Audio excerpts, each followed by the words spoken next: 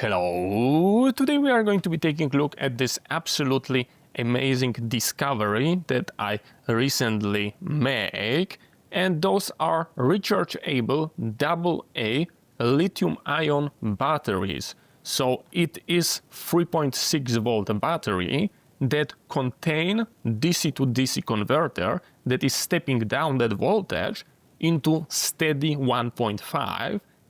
Unless they are like 90% depleted, they go into like a low warning mode and the voltage is being dropped to like 1.2 volts. And because of that, your device is going to be detecting that the battery is discharging. But through the whole process, you've got steady 1.5 volt. Absolutely amazing. You might ask yourself why I'm telling you that this is absolutely amazing when it is not unboxed yet. That's because from some time I'm using them in different applications, and I believe this is exactly the same thing, but just white label. So we've got a different company, but it is looking identical. This guy contains 4 AA and also AAA, so you've got wide selection of use cases. But let's open our brand new, and here I've got 8 AA, so this is how it's presenting. Here we've got USB-C input, and if we open it, as you can see, it's looking exactly the same. I believe there is like a one manufacturer and they are just slapping a different logo. Let me present you how to recharge it. So you've got your USB power bank. You go like this. We are plugging it here. We are starting it up. Here we are plugging it. It goes through like a self-check. And now it's recharging your batteries. And when they stop blinking, they will be fully charged and ready to use. So we know for a fact they working absolutely amazing in every single device that is not designed to have built-in DC to DC conversion.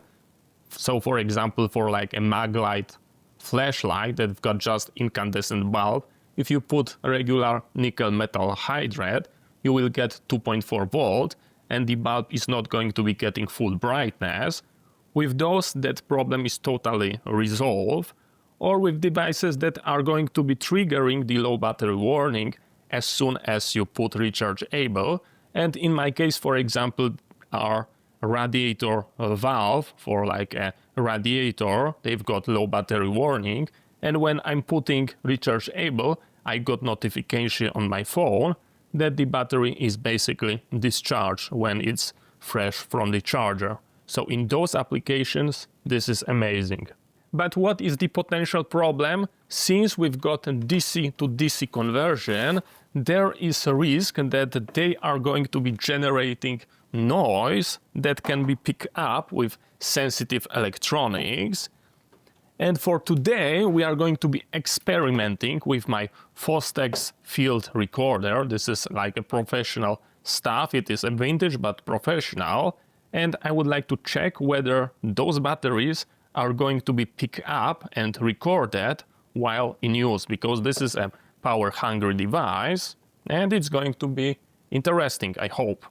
If you take a look at the rear, we've got our 8 AA rechargeable batteries and they are regular Eneloop. This is our base starting point. Let's activate our recorder to make sure that we are getting a fair competition. I will use microphone with the phantom power because this is another high voltage inverter inside that potentially could have like a potential problem. So we are plugging our mic. I will go the record standby. 1, 2, 3, 4, 5. I've got the levels. Let's record. 1, 2, 3, 4, 5. Now I'm recording with nickel metal hydride batteries. Now I will get quiet. and I will unplug it.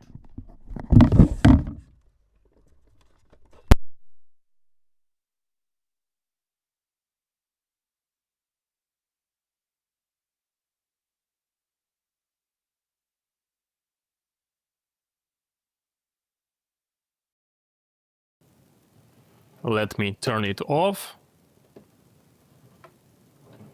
Just like that. And we will swap it with our absolutely amazing rechargeable double A's. I really hope that this will streamline the way I'm using this field recorder, because we've got exactly 8 batteries. It was like meant for it.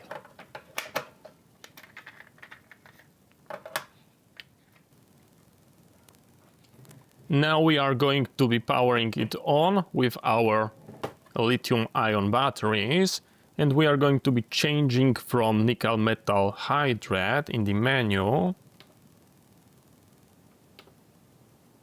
into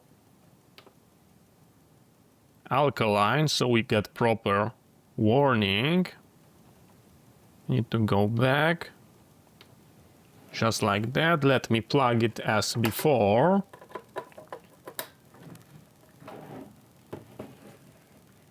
We hit standby and we start our recording. 1, 2, 3, 4, 5. This is check using the lithium ion. Moment of silence.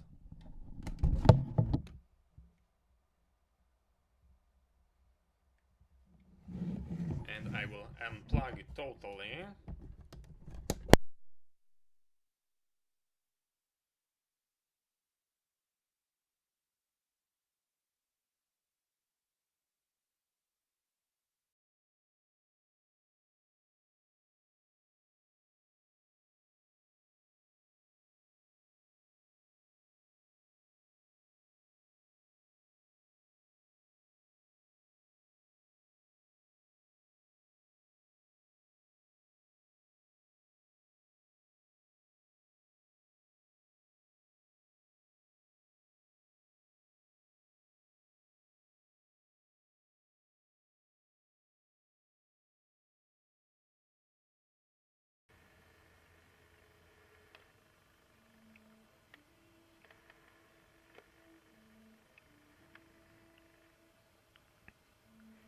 Looks like we managed to find moment when our rechargeable batteries, nickel metal hydride, gave out.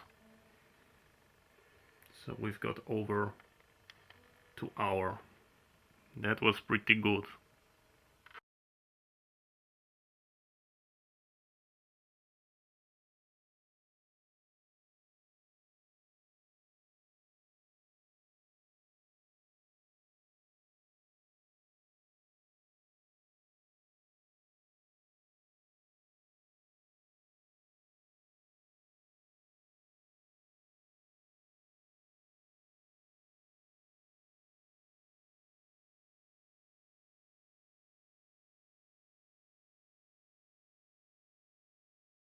It just turned off, and thankfully, from what I can see, it was a graceful shutdown,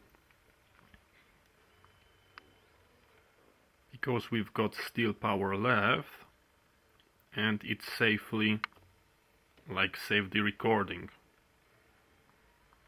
But sadly there was no indication on the power bar, so that was like a bad thing. But we've got almost 4 hours. So yeah, they are working pretty good.